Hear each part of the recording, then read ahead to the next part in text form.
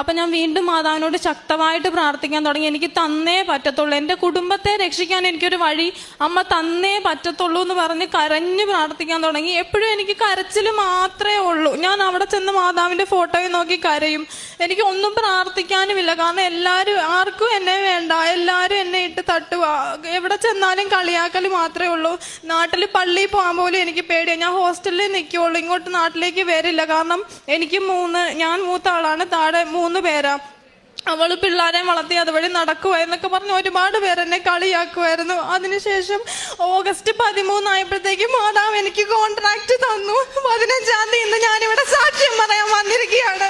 എന്നെ കളിയാക്കിയവരുടെ മുന്നിൽ, എന്നെ പരിഹസിച്ചവരുടെ മുന്നിൽ, ഞാനൊന്നും ആകില്ലെന്ന് പറഞ്ഞവരുടെ മുന്നിൽ മാതാവ് എന്നെ വെല്ലുവിളാക്കി കാണിച്ചു. അവിടെ ഏറ്റവും നല്ല ഹോസ്പിറ്റലിൽ ഏറ്റവും സാലറിയിൽ സെപ്റ്റംബർ ലാസ്റ്റ് ഞാൻ ജർമ്മനിക്ക് പറക്കുകയാണ്. എൻ്റെ അമ്മയ്ക്ക് 1000 നന്ദി.